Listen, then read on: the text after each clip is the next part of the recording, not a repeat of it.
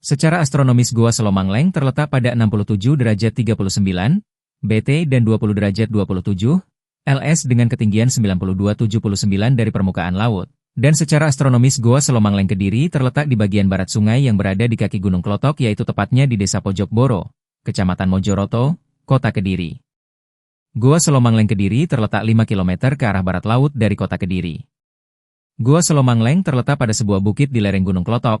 Bukit tersebut memanjang dari arah utara dan selatan, yang dikelilingi dua buah bukit, yaitu Bukit Mas Kumambang dan Bukit Sumberlo. Dahulu di puncak Bukit Mas Kumambang pernah ditemukan dua buah arca, sebuah kepala arca Dwarapala dan Dewa Wisnu. Selain itu di puncak Bukit Mas Kumambang terdapat makam kuno. Gentiri. 10 Gua Selomangleng Kediri merupakan gua batu buatan manusia yang posisinya menghadap ke timur. Gua Selomangleng sangat unik karena gua tersebut memiliki dua pintu masuk yang berdampingan pada masa kerajaan Kediri. Gunung Klotok merupakan kawasan hutan belantara. Gunung Wilis memiliki jajaran pegunungan kecil di wilayah Kediri, yaitu Gunung Klotok dan bukit-bukit kecil di sekitarnya. Gunung Wilis dianggap sebagai gunung suci yang dapat dijadikan sebagai replika mandala. Sedangkan geografi Gunung Klotok menunjukkan jalan yang menjembatani ritual suci keagamaan pada masa itu. Gunung Klotok menjadi sarana menuju ritual suci dengan kegiatan seperti 1. Bertapa 2. Pemujaan 3. Tempat konsultasi tentang kehidupan keagamaan. Gua Selomangleng merupakan gua buatan manusia, di mana Gua Selomangleng merupakan gua buatan Prabu Klanasewanda pada saat menunggu jawaban atas lamaran terhadap Dewi Sekartaji. Dalam proses pembuatannya batu besar dilubangi yang kemudian batu-batu tersebut dipahat atau diukir dengan berbagai motif. Selain diukir, gua tersebut juga diberi patung untuk pemujaan. Batu-batu tersebut menghadap ke timur dan menjorok atau dalam bahasa Jawa mangling ke jalan yang berasal dari Padepokan Kandairen. Setelah proses pembuatan gua selesai, kemudian gua tersebut diberi nama Gua Selomanglung atau Selomangling, yang sekarang menjadi Selomangleng. Dalam perkembangannya Gua Selomangleng juga pernah digunakan sebagai tempat untuk beristirahat dan sekaligus bertapa oleh Dewi Kilisuci, yang merupakan putri mahkota Prabu Airlangga. Kecantikannya yang luar biasa ini membuat dua ksatria dari Gua Kisondo, Jawa Tengah berniat untuk melamarnya. Dua ksatria ini adalah Lembusuro dan Mahesasura yang akhirnya bernasib tragis tertimbun di sumur Gunung Kelut atas tipu daya putri tersebut. Dengan apa yang dilakukannya, sang putri merasa sangat berdosa dan menyesal. Keinginannya untuk tidak naik tahta semakin kuat. Setelah mendengar kabar kematian Lembusuro dan Mahesasura ini, datang lagi seorang ksatria dari Ponorogo yang berniat untuk meminang putri Sang Ramawijaya Tunggadewi. Lagi-lagi sang putri mengisyaratkan permintaan yang cukup berat untuk bisa meminangnya.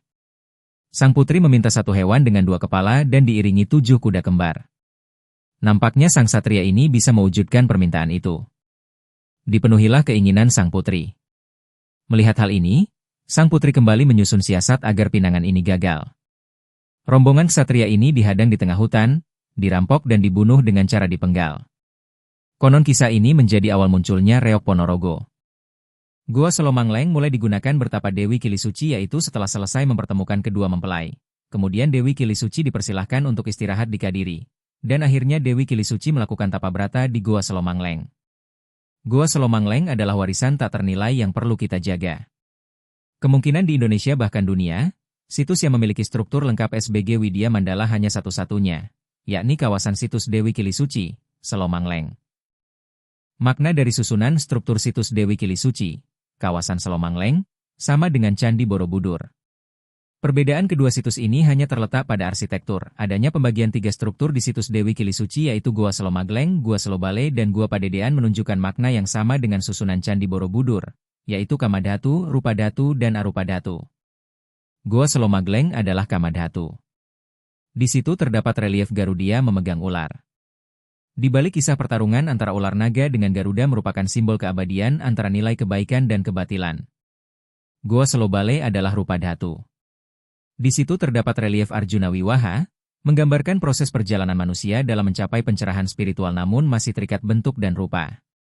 Gua Padedean adalah Arupadhatu, di situ tidak ditemukan ornamen atau relief. Arupadhatu berarti tidak berupa atau tidak berwujud, yang merupakan tingkatan paling tinggi atau paling atas. Adanya simbol Wisnu dan Siwa di situs Dewi Kilisuci, Selomangleng, menandakan adanya sinkretisme antara Hindu-Buddha. Situs Dewi Kilisuci menempatkan kedudukan Siwa dan Wisnu sama mulianya. Pluralisme dan toleransi beragama berarti sudah berlangsung di masa Dewi Kilisuci. Dewi Kilisuci bukan hanya seorang pertapa yang hanya menjauhkan dari duniawi, tetapi beliau adalah Dewi ilmu pengetahuan layaknya Dewi Saraswati istri Dewa Brahma. Kosmologi spiritual situs Dewi Kilisuci, kawasan Goa Selomangleng, dalam mitologi Hindu-Buddha gunung diyakini sebagai tempat bersemayamnya para dewa sehingga gunung dianggap suci. Situs Dewi Kilisuci dibangun di lereng Gunung Klotok dan menghadap, berkiblat, ke arah Gunung Kelut.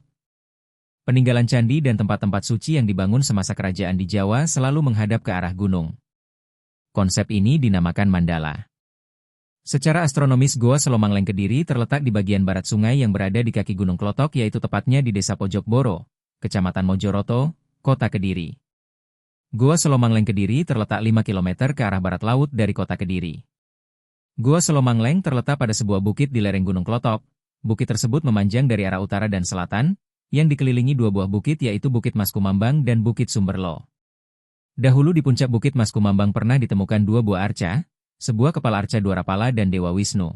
Selain itu di puncak Bukit Mas Kumambang terdapat makam kuno. Makam tersebut merupakan makam Mbah Bocolono atau sering disebut Maling Gentiri. Pada masa kerajaan Kediri, Gunung Klotok merupakan kawasan hutan belantara. Gunung Wilis memiliki jajaran pegunungan kecil di wilayah Kediri yaitu Gunung Klotok dan bukit-bukit kecil di sekitarnya. Gunung Wilis dianggap sebagai gunung suci yang dapat dijadikan sebagai replika mandala. Sedangkan geografi Gunung Klotok menunjukkan jalan yang menjembatani ritual suci keagamaan pada masa itu.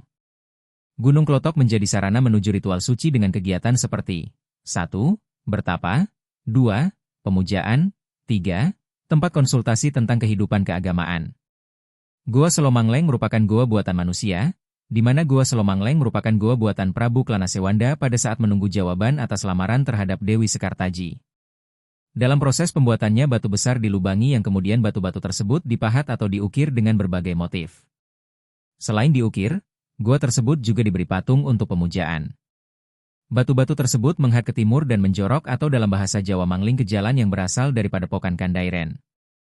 Setelah proses pembuatan goa selesai, kemudian goa tersebut diberi nama Goa Selomanglung atau Selomangling, yang sekarang menjadi Selomangleng. Dalam perkembangannya Goa Selomangleng juga pernah digunakan sebagai tempat untuk beristirahat dan sekaligus bertapa oleh Dewi Kilisuci. Goa Selomangleng mulai digunakan bertapa Dewi Kilisuci yaitu setelah selesai mempertemukan kedua mempelai. Kemudian Dewi Kilisuci dipersilahkan untuk istirahat di Kadiri. Dan akhirnya Dewi Kilisuci melakukan tapa brata di Goa Selomangleng. Goa Selomangleng sangat unik karena goa tersebut memiliki dua pintu masuk yang berdampingan. Pintu masuk yang pertama, pintu utara, berbentuk persegi dengan berukuran tinggi 177 cm, lebar 199 cm dan memiliki kedalaman 564 cm. Pintu masuk yang kedua, pintu selatan, berbentuk melingkar yang memiliki ukuran tinggi 179 cm, lebar 181 cm dan kedalaman 481 cm.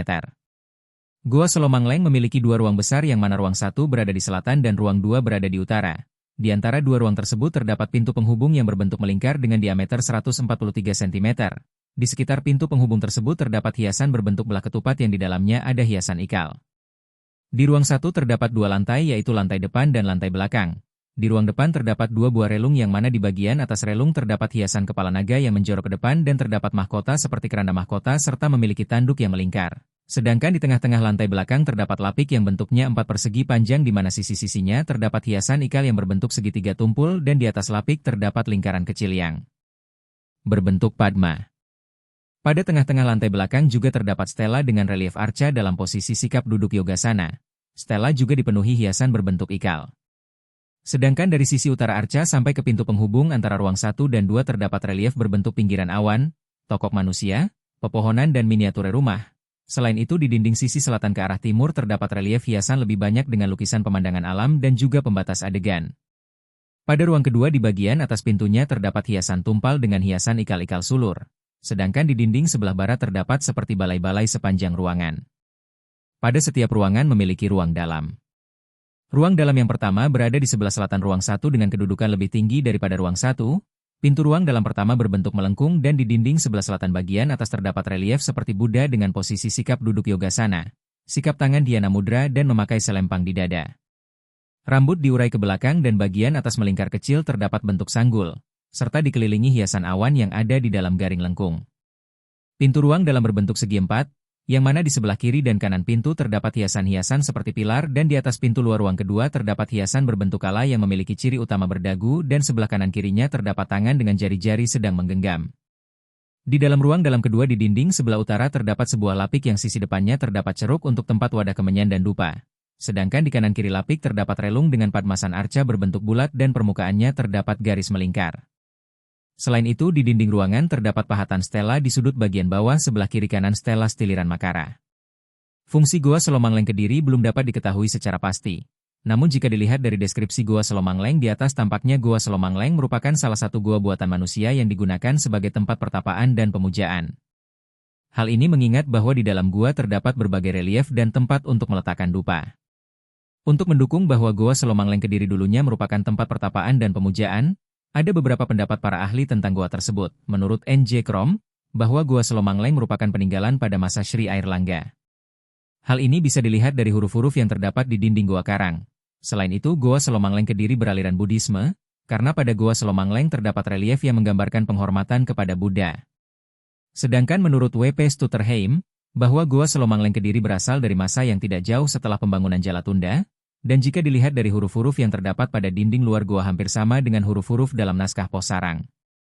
Dan menurut A.J. Burnett Kempers, bahwa Goa Selomang Leng berhasil dari akhir abad ke-10 Masehi yang tidak jauh dari masa Jalatunda yang mana relief-reliefnya ada yang menggambarkan penguburan. Gua Selomang Leng di Kediri memiliki kesamaan nama dengan Gua Selomang Leng yang berada di Kabupaten Tulungagung. Gua Selomang Leng Kediri dan Gua Selomang Leng Tulungagung saling berkaitan karena merupakan peninggalan dari Raja Kediri yaitu Raja Airlangga. Hal ini dapat disimpulkan bahwa Gua Selomang Leng Kediri dan Selomang Leng Tulungagung memiliki perbedaan cerita.